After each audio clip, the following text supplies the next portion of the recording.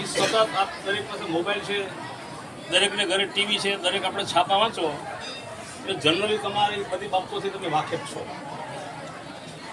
હવે પરિસ્થિતિ ઊભી એ થઈ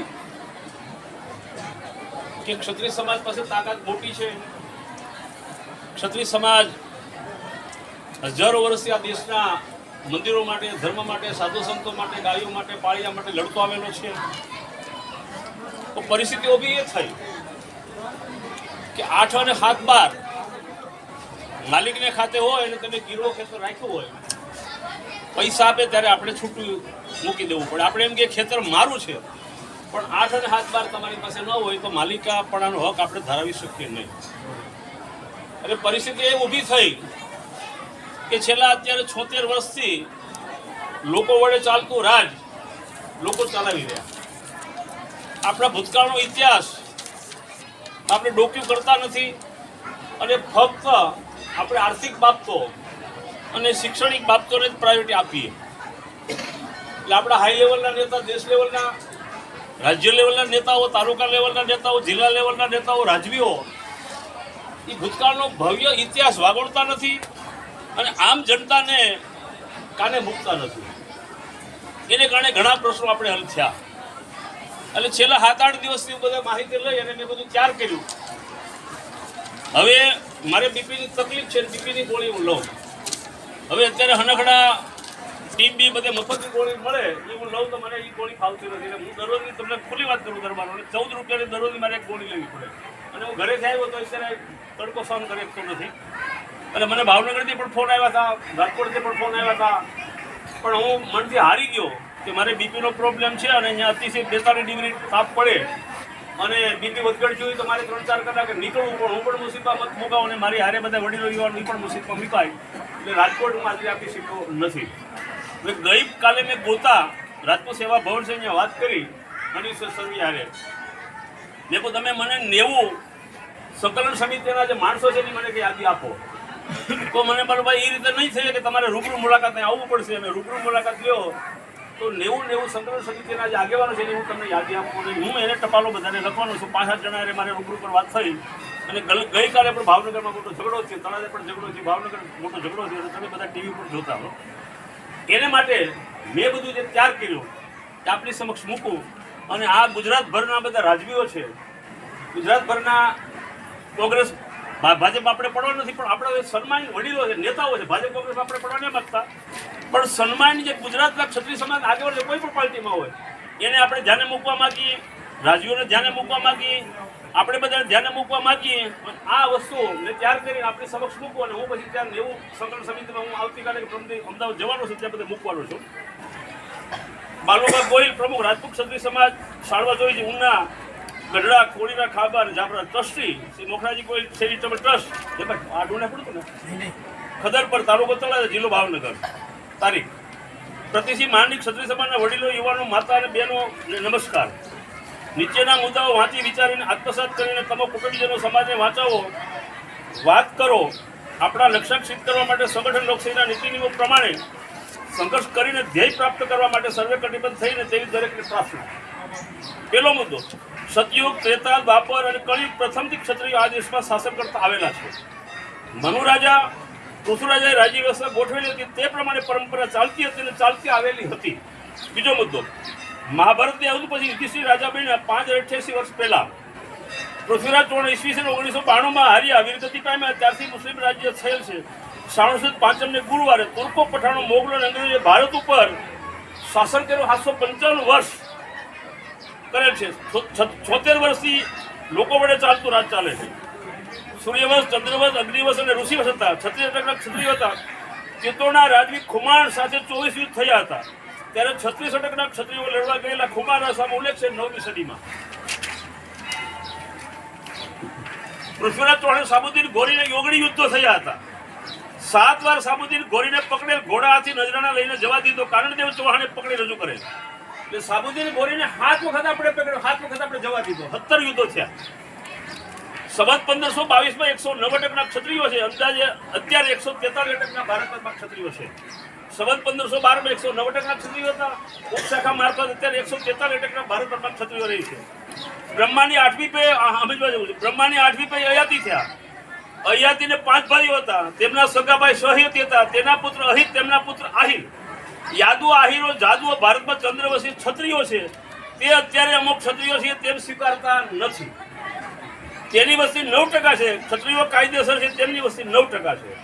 તમામ ક્ષત્રિયો ભૂતકાળમાં ડોક્યુ કરીએ તો 18% થાય. ભારતમાં 25 કરોડ 20 લાખ ક્ષત્રિયો થાય. મતદારો 16 કરોડ 80 લાખ થાય. 9% ક્ષત્રિયોનો સમાવેશ થાય તો આપણી વસ્તી 13 કરોડ 50 લાખ ક્ષત્રિયોની વસ્તી ગણાય. મતદારો દેશમાં ક્ષત્રિયો 9 કરોડ મતદારો છે. ગુજરાતમાં અંદાજે 60 લાખની ક્ષત્રિયોની વસ્તી છે. 40 લાખ ક્ષત્રિય મતદારો છે. ગુજરાતમાં સમજ્યા જેવું છે. ગુજરાતમાં પટેલની વસ્તી 13% છે. 83 લાખ 20,000ની છે. પટેલ સમાજના મતદારો 55 લાખ 36,000 છે. આ દરેક ક્ષત્રિયો એક ગુજરાતમાં ભારતભરના ક્ષત્રિય આ બધું સમજવા જેવું છે. તેમના સંસદીય હોવા જોઈએ 3. અત્યારે 2024માં ભાજપને કોંગ્રેસે 6 ટિકિટ એને આપી. તેની સામે ક્ષત્રિય સમાજના નેશનલ લેવલે લોકસભાના સભ્યો હોવા જોઈએ 48. રાજ્યસભાના સભ્યો હોવા જોઈએ 24. ગુજરાતમાં સંસદીય હોવા જોઈએ 3. ધારાસભ્યો હોવા જોઈએ 16. જિલ્લા પંચાયત પ્રમુખ હોવા જોઈએ 3. તાલુકા પંચાયત પ્રમુખ હોવા જોઈએ 22. વિજય રૂપાણીની સરકારમાં ક્ષત્રિયો 4 મંત્રી હતા. ભૂપેન્દ્ર પટેલની સરકારમાં અત્યારે ક્ષત્રિયોનો 1 જ મંત્રી છે. પટેલો ધારાસભામાં 35 થી 38 ટિકિટો આપે છે ત્યારે લોકસભામાં 6 ટિકિટો બંને પક્ષોને આપેલી છે. ક્ષત્રિયોને 6 થી 8 ટિકિટ આપે. બીજો મુદ્દો 8મો, બૌદ્ધ ધર્મમાં આતતી, બૌદ્ધ ધર્મમાં ક્ષમા વિરસ્ય ભૂષણ હતું. આ તો સમજવા જેવું છે. બૌદ્ધ ધર્મમાં ક્ષમા વિરસ્ય ભૂષણ શબ્દ હતો. કૃષ્ણના જીવનમાં કોઈ પણ આતતી ગમે તે સગો થતો હોય તેને મારી જ નાખવો જોઈએ. આપણે કૃષ્ણના વિચાર પદ્ધતિ છોડીને બૌદ્ધ ધર્મની વિચાર પદ્ધતિ પ્રમાણે ચાલ્યા. ભારતમાં ક્ષત્રિયો ચાલે તેનું પરિણામ આપણે ભોગવીએ છીએ. વિધર્મી આક્રમણો ભારત ઉપર ઈસવીસન 638માં ઘોઘા અને થાણામાં શરૂ થયેલા તે ઈસવીસન 1857ના બળવા સુધી સતત લડાઈ દરબારોએ કરી. ક્ષત્રિયોએ 1220 વર્ષ સુધી ક્ષત્રિયો આગેવાની તમામ હિન્દુ લડતા રહેલા. લાખો વડીલો યુવાનો વીરગતિ પામ્યા. લાખો ક્ષત્રિયોએ જોહરત કર્યું, આત્મબલિદાન આપ્યું. તેના પતિ સાથે ચિત્તામાં ચડી સ્વર્ગારોહણ કર્યું. ઈસવીસન 711માં મોહમ્મદ બિન કાસિમ સિંધ જીત્યું. શિલાદિત્ય વલ્લભીપુરે મોહમ્મદ બિન કાસિમને હરાવેલો ઈસવીસન 724માં. ઈસવીસન 726માં સિદ્ધના સુબાની ચડાઈ જાનદેવ ઈસવીસન 728માં વલ્લભીપુર સામ્રાજ્યનો નાશ કર્યો. આપણે લોકો ઈસવીસન 711માં દાહિર રાજા દેવબંદર દેવનગરમાં મોહમ્મદ બિન કાસિમ હુમલો કર્યો. દાહિર રાજા મરાણા પ્રથમ આપણા દેશમાં ક્ષત્રિયને જોહરવત કર્યું અને પ્રથમ મસ્જિદ ત્યાં દેવબંદર ઉપર બંધાણી. ગુજરાતમાં પ્રથમ મસ્જિદ સિંધમાં આવેલા આરબ લોકોએ ભરૂચના ગાંધાર બંદરે બંધાવેલી ઈસવીસન 761માં. ઈસવીસન 303 ચિત્તોડ પર અલાદી ખિલજીએ હુમલો કરેલ. પદ્માવતીના આગેવાની જે 13,000 ક્ષત્રિયોને જોહરત કરેલ. 8,000 ક્ષત્રિયો વીરગતિ પામેલા. ચિત્તોડના રાજા રતનસિંહ હતા ત્યારે આપણે આવેદનપત્ર પદ્માવતી આવી બધો. ઈસવીસન 1442 મહમ્મદનગર ચિત્તોડ પર હુમલો કરેલો. 8,000 ક્ષત્રિયોને જોહરત કરેલ. 4,000 ક્ષત્રિયો વીરગતિ પામેલા. ઈસવીસન 1530માં બાદુશાહ ચિત્તોડ પર હુમલો કરેલ. 7,000 ક્ષત્રિયો જોહરત કરેલ. 9,000 ક્ષત્રિયો કેસરા કરી વીરગતિ પામેલ. ફાગણ સુદ એકમ 20/2/1568 અકબરે મહારાણા ઉદયસિંહ ઉપર ચિત્તોડમાં આક્રમણ કરેલ. માગસર સુદ ચિત્તોડગઢ તૂટેલો. ચૈત્ર 11,000 ક્ષત્રિયોને જોહરત કરેલ. 8,000 ક્ષત્રિયો કેસરિયા કરીને વીરગતિ પામેલ. અકબરે 30,000 લોકોની કતલ કરે. 31/10/1311 હળદર ખિલજીએ ભારતભરમાં લૂંટીને 612 હાથી, 20,000 ઘોડા અને 538 ટન સોનું દિલ્હીના ખજાનામાં ઠાલ્યું. ચાંપાનેર પાવાગઢમાં મોહમ્મદ બેગડાએ લડાઈ કરેલી. જયસિંહ હારેલા ઉર્ફે પતાઈ રાવણ ક્ષત્રિય વીરગતિ પામેલા. ક્ષત્રિય જોહરત ઈસવીસન 1483 12 વર્ષ ઘેરો ઘાલેલો. ગુજરાતમાં પ્રથમ જોહરવત ક્ષત્રિયો રાણપુરમાં કરેલ. કુવામાં પડીને આત્મબલિદાન આપ્યું. સંવત 1359 માગસર સુદ હાથમને શનિવાર. ગારિયાધારમાં આપણા વડવાના બા ઈપણા જોહરતમાં સામેલ છે. અમે ભૂરાભાઈ મારી ભેગા થઈ કુવો પણ અમે ગોત્યો. ભૂરાભાઈ બરોબર ને? ગારિયાધાર ક્ષત્રિયો જોહરત કરે. સંવત 1675 વૈશાખ 13 સોમવાર દીવમાં ભાવસંગ વાઘેલા રાજવી હતા ત્યારે 443 ક્ષત્રિયો કેસરિયા કરેલા. 66 બાણમાં 20,000 તુર્કો લોકો આવેલા. 4,000 તુર્કો લોકોને મારી નાખેલા. મહારાણી કંચનબા સાથે 168 વાઘેલા ક્ષત્રિયો જોહરત કરેલું. કુવામાં પડીને આત્મદાહ કરેલું. સંવત 1594માં દીવના કિલ્લામાં. ગોરવા રાજ્ય માળવા દુર્ગત આવ્યા ત્યારે ક્ષત્રિય જોરત કરે જેસલમેર રણથોબર પૃથ્વી ચોળ વીરગતિ પામ્યા ત્યારે સંયુક્તા સહિત 10 રાણીઓ સતી થઈ. લગ્ન પછી સંયુક્તા 12 વર્ષ પૃથ્વીરાજ ચૌહાણ સાથે રહી શક્યા. ઈસવીસન 1192 વલભીપુરની લડાઈમાં 4000 બૌદ્ધસાધુઓની કતલ કરી આલબોર લોકોએ. 10,000 આલબોર લોકો લશ્કર આવેલું. પ્રભાસ પાટણના રાજા બ્રહ્મદાસ ઉર્ફે વિજયસિંહને સંવત 1462 હારેલા. તે મહિપાલ વાઘેલા દીવના બનેવી થતા હતા. તેમને મુજબ હાથીના પગતળે ચીપીને મોતને ઘાટ ઉતાર્યા. સંવત 1472 કેટલાયની કતલ કરાવી. ઈડરના રાજા પૂજાજીને હાથીને પગતળે કતરાઈને મોતને ઘાટ ઉતાર્યા. ઈસવીસન 1427 બુસ્પરસા રાજા મુજરે દક્ષિણમાં તેલબે હાથીના પગતળે મોતને ઘાટ ઉતારેલા. સંવત 995 શેરશાહે કાલિયર ચંદેલા રાજા બુલદેખંડના કીર્તિસિંહ સહિત 70 લોકોને મોતને ઘાટ ઉતાર્યા. જો બધા તમે જોતા હોય તો રાજા મુનનું પિક્ચર આવ્યું હતું, ખ્યાલ આવી ગયો. સંવત 1564 થી સંવત 1590 સુધીમાં રાણપુરથી જામનગર સુધી સોમનાથની મુક્તિ માટે 13 યુદ્ધો, દીવના વાઘેલા 21 યુદ્ધો, રાઠોડ દરબાર જાજબાઈ દીપટ 6 યુદ્ધો અને 1564 થી 1590 સુધી રાણપુરથી જામનગર નવાનગર સુધી 40 યુદ્ધો વિદર્ભી લોકો સાથે આપણે લડ્યા.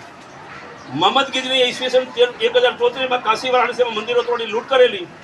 સાબુદ્દીન ગોરે કાશી વારાણસીમાં 1000 મંદિરો તોડીને મસ્જિદ બનાવેલી. ઈસવીસન 1198 અલાઉદ્દીન ખિલજીના સેનાપતિ બલપત નાયક દેવગીરી દુલાબાદ મહારાષ્ટ્રમાં રાજા હરપાળદેવને જીવતા ચામડી ઉતારી શિરછેદ કરેલો. ઈસવીસન 1370 રત્નાગીરી મહારાષ્ટ્રમાં 22 માઇલ દૂર સંગમેશ્વર છે. શિવાજીના પુત્ર સંભાજીને મુકબર ખાનને 21 સૈનિકો સાથે કેદ કરેલ. ઔરંગઝેબ આગળ રજૂ કરેલ બહાદુરગઢમાં. શરીરના ચીપિયાથી ટુકડા કરીને 24 દિવસ સુધી પુત્રને માસ ઔરંગઝેબે ખબર રીબારી રેબાવીને શિવાજીના છોકરાને સંભાજીને મારી નાખ્યા. 21/3/1689 શક્તિયુગમાં કપિલ હતા. તેતામાં દત્તાત્રેય, દ્વાપરમાં વેદ્ય, કળિયુગમાં શંકરાચાર્ય મુનિ હતા. પરાશરના વેદવ્યાસ, તેમના પુત્ર સુખદેવ, તેમના પિતા ગોડપાદ, તેમના શિષ્ય ગોવિનાથ, તેમના શિષ્ય શંકરાચાર્ય. શા માટે લખવાનું કે શંકરાચાર્યનો જન્મ થયો, બૌદ્ધ ધર્મ ફૂલી ફાયલો. શંકરાચાર્ય પછી વૈદિક ધર્મની પરંપરા શરૂ કરી આ મુદ્દા મેં લીધા. ગુજરાતમાં કરણ વાઘેલા હારેલા મુસ્લિમ રાજ્ય શરૂ થયેલું ઈસવીસન 1309માં અલાઉદ્દીન ખિલજીના સેનાપતિ અલ્પકાળ સાથે. 7મો મનુ વ્યવસ્થા ચાલે છે, વરાકલ્પ ચાલે છે. મનુરાજા પત્ની શત્રુપા મનુરાજા સતી ભારતમાં થયેલા. મનુરાજાના ધ્રુવ પૌત્ર હતા. શીખોના ગુરુ રાવી તટે રેતીમાં શેકેલા, ચાંદી ચોકમાં શીરછેદ કરેલો. એના બાળકોને દિવાલમાં જીવતા તણેલા, રીબાવીને મારી નાખેલા. છતાં શીખોએ એનો ધર્મ છોડ્યો નહોતો. ચંદ્રએ સોમનાથની પ્રતિષ્ઠા કરી. તેને આજે 7,66,25,122 10 મહિના 3 દિવસ ચાલે છે. 3 સોમવારે 6/6/2022 ને અનુસંધાન.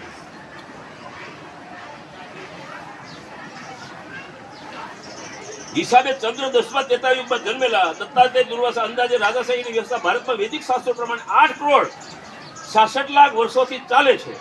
18/2 ઈસવીસન પૂર્વે 3102માં કળિયુગ શરૂ થયું. છઠ્ઠા એબલવાળાના કાકા અભિષેક, તેમના ધર્મપતિ આજો દરબારો કેટલું બલિદાન આપ્યું મુદ્દો આવે. છઠ્ઠા એબલવાળાના કાકા અભિષેક, તેમના ધર્મપતિ વાઘેલાની 12 વર્ષ દુષ્કાળ પડેલો. કૂવામાં પાણી નહોતું. જ્યોતિષે જોઈ જોશ પાડ્યો કે તમે જીવતા બલિદાન આપો. અને આ છઠ્ઠા એબલવાળાના કાકા અભિષેક, તેમના પત્ની વાઘેલાની 12 વર્ષ દુષ્કાળમાં પડી. કૂવામાં પાણી નહોતું, બંને જીવતા બલિદાન આપ્યું. અને વઢવાના કૂવામાં પાણી આવ્યું. 500 કન્યાને સમૂહલગ્ન કરેલા. એબલવાળા 1700 કન્યા પ્રમાણે 800 ગામ ઘરે કરે. એબલવાળા 7. હવે આ મુદ્દો જોયો. એબલવાળા 7મા સાઈનેફિડના પતિ કાળાચારણ રક્તપીઠનો ગોળ થયેલો. તેને માટે એબલવાળાએ દરબારોએ બલિદાનો કેટલા આપ્યા. સગા દીકરા અનાવાળાનું મસ્તક કાપી લોહીથી નવરાવીને કાળાચારણનો કોડ બટાડ્યો. અનાવાળા સાઈનેફિડના આશીર્વાદ જીવતો થયેલો. સંવત 936 શ્રાવણ સુદ બીજને સોમવાર સંવત 1272માં વૈશાખ 1મથી વાળા દરબારો કાઠી સમાજમાં દાખલ થયેલા છે. આ મહત્વનો મુદ્દો છે. માંગડો વાળો ગુમલી ભાણજેઠવાનો ભાણેજ હતો. ભાણવડ પાસે વીરગતિ પામ્યો. ખાંભા પીપળા દાતરડમાં રાજધાની હતી. પદ્માવતી પાટણમાં ઉમરી ગામમાં ત્યાં જીવ્યા ત્યાં સુધી રહ્યા. માંગડાવાળા વીરગતિ પામ્યો. સંવત 1368 ચૈત્ર સુદ બીજે ગુરુવાર 182 વર્ષે માંગડાને મુક્તિ પામ્યા. જેસાજી વેજાઈ મુક્તિ અપાવીને એનું 12 પાડી. ઈસવીસન 1494 હલ્દીઘાટનો યુદ્ધ મહારાણા પ્રતાપ સાથે સંવત 1632માં 1607 ઈસવીસન 1564 14,000 ક્ષત્રિયો વીરગતિ પામ્યા. 8,000 ક્ષત્રિયોમાંથી બીજા. ભારતના અખંડ રાજ્યમાં 582 રજવાડા હતા. તેમણે તમામ રેલવેઓ, રજવાડાઓ, મકાનો દેશને ચરણી દીધી. સૌરાષ્ટ્રમાં મહત્વનો મુદ્દો. સૌરાષ્ટ્રમાં 202 રજવાડા હતા. કેટેગરી 1 થી 7 વર્ગોની હતી. 4,369 ગામો હતા. રેલવે, મકાનો રાષ્ટ્રને સોંપી દીધું. સૌરાષ્ટ્રમાં 51,278 દરબારો પાસે 29 લાખ એકર જમીન હતી. આ મોટા ભાગના દરબારોને ખ્યાલ નથી. હાઈ લેવલના દરબારોને ખ્યાલ નથી. સૌરાષ્ટ્રમાં 222 રજવાડા હતા, 202 અને 4,300 ગામ હતા. સૌરાષ્ટ્રમાં ક્ષત્રિયો પાસે સૌરાષ્ટ્રમાં 51,278 પાસે 29 લાખ એકર જમીન હતી.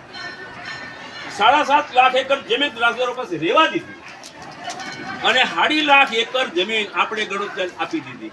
અત્યારે બટન મારે 8 હાથ બાર નીકળે સૌરાષ્ટ્રમાં 13 લાખ ખેડૂત દરબારોના બાપની જમીન છે. ક્ષત્રિયોને કૌશલ્ય વિચારસરણી પ્રમાણે ચાલવું જોઈએ. ગોધરા સિદ્ધાંત પ્રમાણે નહીં, ક્ષત્રિયોએ મોટું નુકસાન થયું. મહાભારત યુદ્ધ પછી દ્રૌપદીના બોલવાથી થયું હતું. દુર્યોધનને કહે કે આંધળાનો તો આંધળા હોય ને, કૃષ્ણની ભૂમિકા આતે લોકોને મારી જ નાખવાની હોય, ક્ષમા આપવાની આવે જ નહીં. તે ગમે તે સગો થતો હોય, ધર્મ નુકસાન કરતો હોય, મંદિર તોડતો હોય, ગાયો નુકસાન કરતો હોય, સાધુ સંતો બ્રાહ્મણો ઋષિઓને હેરાન કરતો હોય, પરંપરા તોડતો હોય, સ્વભાવે સમાજના સ્વભાવને ઠેસ પહોંચાડતો હોય, જીવન મૂલ્ય નુકસાન કરતો હોય, મારી જ નાખવો જોઈએ.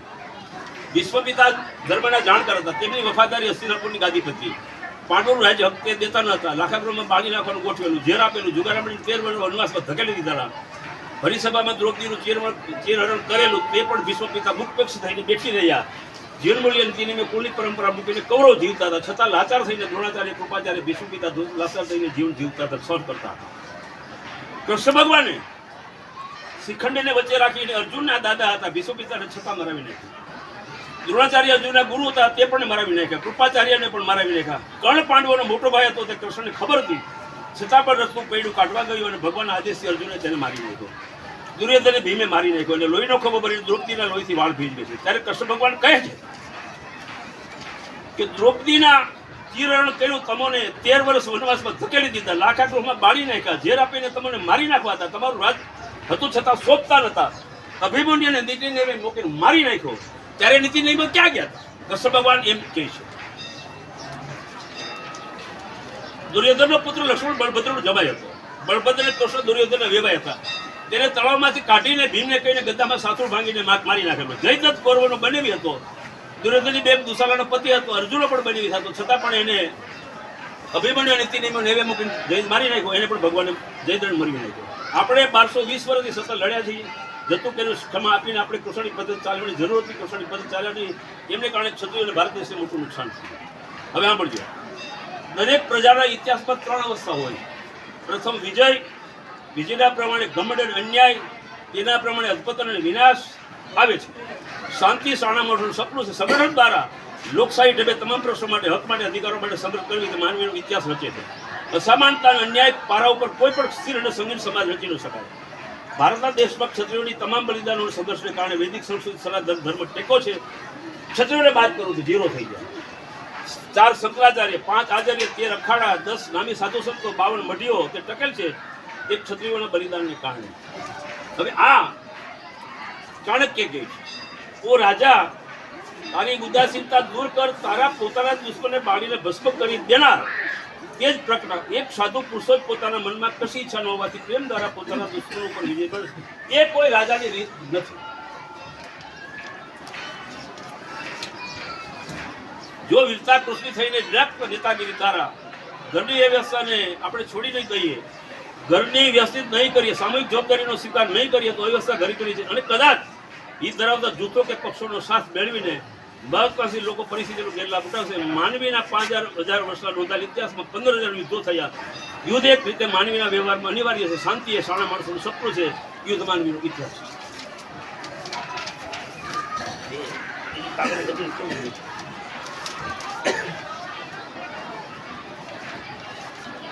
હવે થોડી હું તમને અંદરની બધી વાત કરું. હવે રાજકોટની જે બેઠક છે એમાં 1,60,000 કડવા પાટીદારો છે. આપણે બહારથી લાગે પણ કડવાને લેવા પાટીદારોને જબરદસ્ત રાજકીય સગસ્તા છે. ટી વાળાને છાપાવાળા આપતા નથી. અને પરસોત્તમ રૂપાલા કડવા છે એને 1,60,000 મતદારો છે. અને પરેશ ધાનાને લેવા છે એ લોકોનો મતો 2,40,000. હવે આપણા જે પૂજાભાઈ જે છે એ રાજકોટના લોકસભાના કોંગ્રેસ પક્ષના પ્રભારી છે.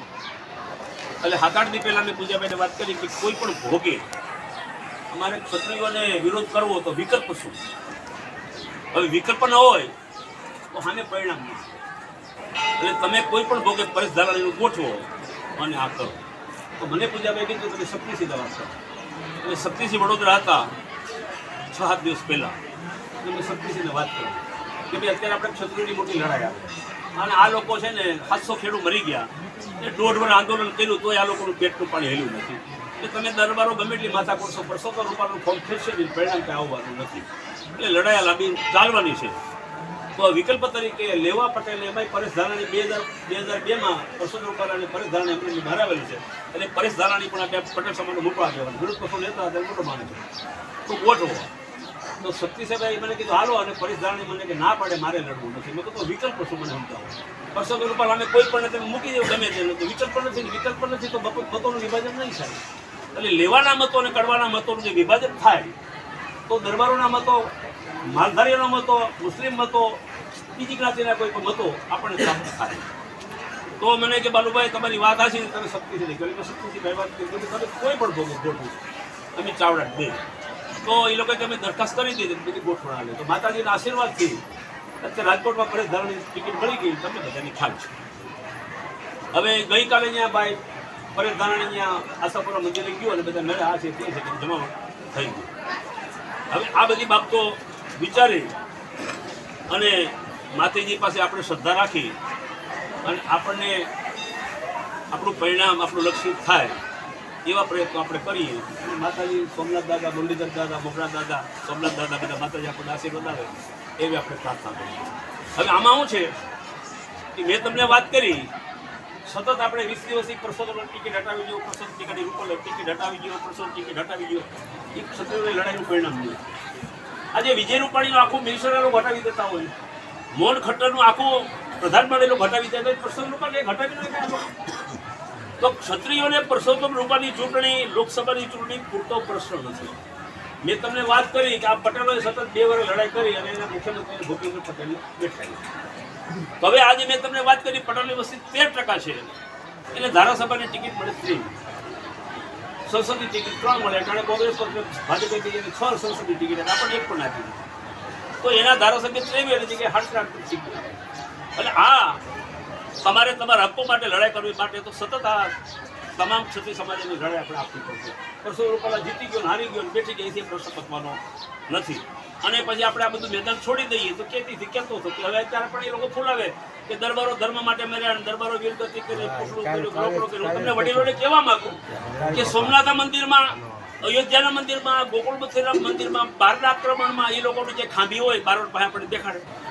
એ લોકો લડ્યા, મર્યા, ધર્મ માટે કંઈક કર્યું. તો આપણે વરરાજાને પડવા દો ને, આપણે અણવર થવું, વરરાજાને પડવા આપણે અણવર થવું. એક પણ જો માધવસિંહ જ્યારે મુખ્યમંત્રી હતા ત્યારે 8 સંસદ સભ્ય આપણા હતા, 8 જિલ્લા પંચાયત પ્રમુખ હતા, 34 ધારાસભ્ય હતા, 38 તાલુકા પંચાયત પ્રમુખ હતા. માધવસિંહભાઈ પછી આપણે ડેબે થઈએ, ધીરે ધીરે આ લોકો આપણે ડેબે કર્યું. આજે રાજસ્થાનમાં એ પતિ છે, ભાજપ પાસે પૈસા નો 1951-55 તો આપણે ગ્વાલિયરના જે મહારાણી છે વિજયરાજે સિંધે એનું હેલિકોપ્ટર લઈ અને બધાને અડવાણીને મોટા મોટા માણસોને લઈને હેલિકોપ્ટરમાં બધું ફરતા વિજયરાજ સિંધે એના દીકરી ચિત્તોડ ડુંગર પર બેહગા ભાગ્યું છે. ભારતભરના બધા રાજ્યો શરણાગતિ સ્વીકારી મોકલો સામે. ચિત્તોડ, વાસાવડ અને ડુંગર પર એને શરણાગતિ સ્વીકારી. એટલે ચિત્તોડ અને ડુંગર પર બેહગા ભાગ્યુંનો પરિવાર છે. તો એના અત્યારે જેના દીકરી છે ડુંગર પરના મહારાજાને ઘરવાળા એને મુખ્યમંત્રી કાપી. આપણે રાજસ્થાન, મધ્યપ્રદેશ, મહારાષ્ટ્ર, ઉત્તર પ્રદેશ દરબારોની અવગણના લોકો કરી. તો આપણે ખાલી લોકસભાની ચૂંટણી પૂરતી બધા લડીશું ને લોકસભાની ચૂંટણી પછી અત્યારે સામે પરિણામ આપણને આવશે નહીં. એટલે તાલુકાથી માંડી, જિલ્લાથી, રાજ્ય લેવલે બધા માંડીને સતત આપણે જો લડાઈ કરી પછી આમાં શું છે કે ભાજપ કોંગ્રેસ ભૂલી અને ક્ષત્રિયોને આપણને હક કેમ પ્રાપ્ત થાય એ માટે આપણે લડીએ તો આપણે લડાઈ. આપણે જમીન તમને કીધું 1.5 લાખ જમીન આપણે આપી દીધી. 1 રૂપિયો આપણે ધડોકા કરીને આપ્યો, 1 રૂપિયો ને આપ્યો. સારી વાત કરવા એ લોકો તૈયાર નથી. તો મેં કીધું બધું આપ્યું કોણે? આપણે. તો આ લોકસભાની ચૂંટણી થઈ અને પરિણામ આવી ગયું એથી પ્રશ્ન નહીં થાય. એટલે સતત કહેવું પડશે કે અમારી વસ્તી એટલા ભાગો લોકો જીતવા છે. સતત આપણે રાજસ્થાનમાં આપણે ડુંગર પરના ચિત્તોડવાળા 3.5 સવારે લડ્યા. ચિત્તોડ અને ડુંગર પર હગા 2 ભાઈઓ. એના મોટીની પાસે તાકાત છે. મુખ્યમંત્રી સાહેબ કાપી અને સામાન્ય માણસને મુખ્યમંત્રી બનાવી દીધો. તો પટેલો સતત 2 વર્ષ બાંધ્યા. તો નરેન્દ્ર મોદી અમિત શાહે વાંકા વળીને કેમ ભૂપેન્દ્ર પટેલને મુખ્યમંત્રી બનાવી દીધા? તો આપણે 4 વિજય રૂપાણીમાં આપણે 4 મિનિટ અત્યારે 1 જ છે. 4 હતા 1 જ છે. તો આપણે એમ કહીએ કે ભાઈ અમારે 100 વીઘામાં અમારી 20 વીઘાની ખેતી છે તો 20 વીઘાનો કપાસ તમને વીણવા ગયો તો કે નહીં તમે ખાતર નાખો, દવા છાંટો, રોડલાની હેઠ રાખો, રાતે ઉલાળ આવ્યો, પણ કપાસ અમારો ને હાંઠિયો અમારો, તો આપણે કરવાનું શું? 100 વીઘામાં 20 વીઘા તો 20 વીઘામાં લેવાય. હવે બીજી વાતો તમને, આપણે લોકસભામાં જુનાગઢ જિલ્લામાં 17,89,601 મતદારો છે. તો એમાં 4.80% મતદારો આપણા છે. ઉના વિધાનસભા મત વિસ્તાર 24,600, કોડીનાર વિધાનસભા 7,200, જુનાગઢ વિધાનસભા 11,300, વિસાવદર વિધાનસભા 13,560, માંગરોળ વિધાનસભા 10,400, સોમનાથ વિધાનસભા 7,400, તાલાવી વિધાનસભા 6,780. કુલ મતદારો 81,240 છે. ક્ષત્રિય સમાજને તાલુકા પંચાયત, જિલ્લા પંચાયત, તાલુકા સહકારી સંઘો, તાલુકા ખેત સમિતિ, કૃષિ અને ગ્રામીણ વિકાસ બેંક, તાલુકા જિલ્લાના પાર્ટી સંગઠનમાં યોગ્ય પ્રતિનિધિ આપવા માટે યોગ્ય પ્રતિનિધિ.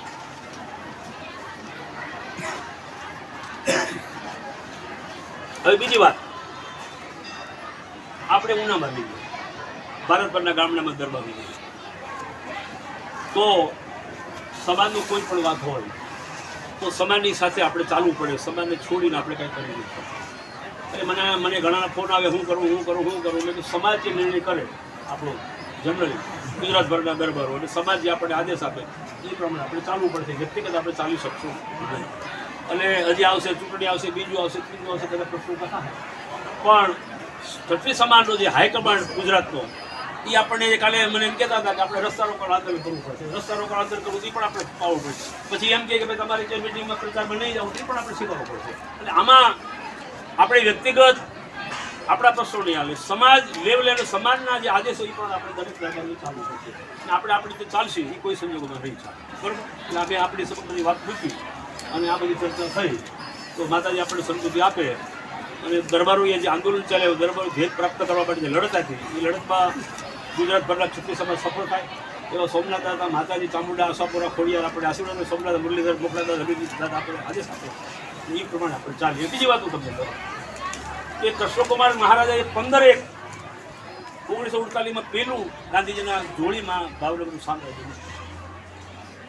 અત્યારે કાળિયાબીડમાં 5000 એકર જમીન કૃષ્ણકુમારસિંહ મહારાજની છે. કાળિયાબીડ એ મહિપતસિંહ ગોહિલ ભાવનગરના મેયરના હતા અને ઠરાવ કરીને જમીનનો કંઈક પ્રશ્ન કર્યો તેને સુપ્રીમ કોર્ટે 85 લાખ રૂપિયા દંડ નગરપાલિકા એ જમીન લોચામાં પડી. જમીન અત્યારે 12 થી 15 બધી છે.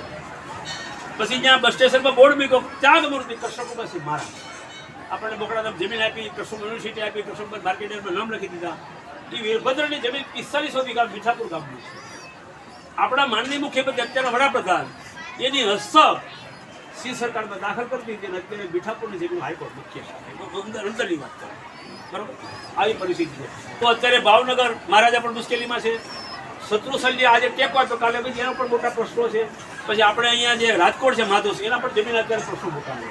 એટલે રાજવીઓને આ લોકો દબાવે અને રાજવી બીજેથી કરે, રાજવી દબાવે બીજેથી કરે. એટલે મોટા બધા ક્ષત્રિયોના હાઈ લેવલના બધા પ્રશ્નો છે. આ છે તે ડાકા મારાનો પ્રશ્ન છે, ભાવનગરનો પ્રશ્ન છે, આનો પ્રશ્ન છે, આનો પ્રશ્ન છે.